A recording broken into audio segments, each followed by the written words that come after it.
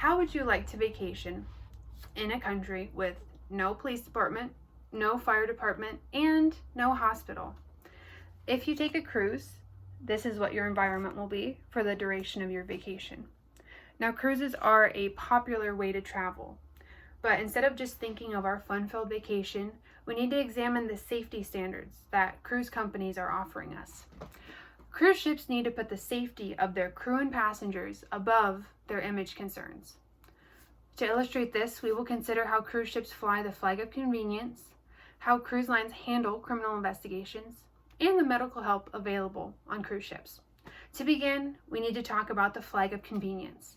Now, the flag of convenience is when a cruise ship registers their ship in a country other than the country of origin.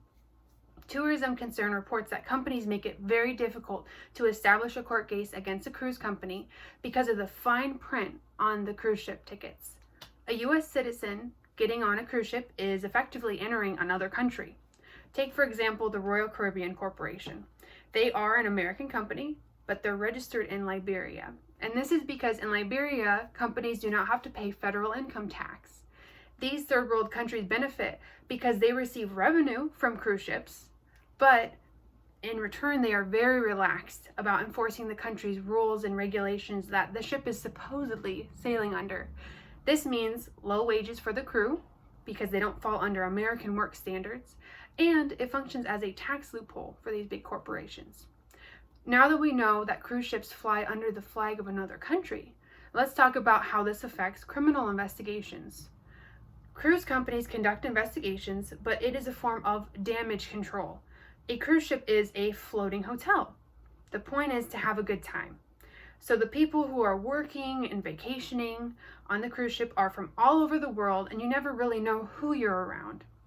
The A&E documentary Cruise Ships Nightmare Journeys talks about how the cruise industry is not required to produce crime figures. They have a carefree image to maintain. The New York Times interviewed a former security guard who worked on a cruise ship, and he said that he knew many victims of crimes that happened on a cruise ship that were offered free cruises, bribes, and cabin upgrades as compensation.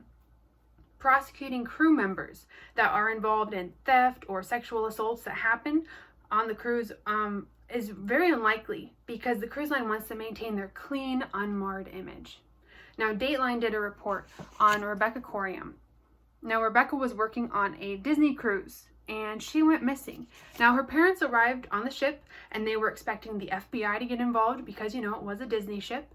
And they were informed that the ship was not in the United States jurisdiction and the FBI could not get involved because Disney was flying the flag of convenience from the Bahamas. So Disney did fly in an investigator from the Bahamas, and he was on the ship for one day. He did an investigation, and Rebecca is still missing to this day. Her family still has no idea what happened to her. Now, this is just one example. MarketWatch reported that since 2000, nearly 300 people have gone overboard on cruise ships and ferries, and it's estimated that 49 people have gone missing on cruises. Now, this is a small number compared to the millions of people that go on cruises, but it's still puzzling as to why this keeps happening. There are many safety measures in place, like a standardized railing and balcony height on cruise ships, so it's still a mystery as to why people keep going overboard or disappearing. If you're interested in seeing the victims of disturbing stories that have taken place on cruise ships, I recommend visiting internationalcruisevictims.org. This was founded by a father whose daughter went missing on a cruise and is still missing to this day. Another safety measure that needs to be evaluated is the medical department aboard cruise ships. The medical staff is not prepared to handle medical emergencies. The medical equipment at their disposal varies from ship to ship. It's up to each cruise line individually to decide their regulations.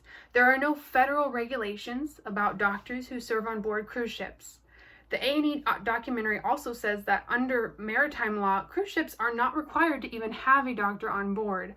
They all do, but their qualifications vary. One doctor surveyed 22 ships, and he found that half of the doctors were qualified to practice medicine, but they were not board certified, which is a more rigorous process to obtain certification for. Now we have the example of Jim Curtis. Jim slipped and fell while he was on board of a cruise ship. He was taken to the infirmary for his injuries, and as he got worse over the hours, the doctor eventually administered a sedative to ease Jim's pain.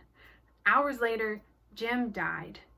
Now, Jim's wife Irma believes that her husband would still be alive today if the doctor on board had recognized that Jim was bleeding internally and they needed to seek emergency medical help.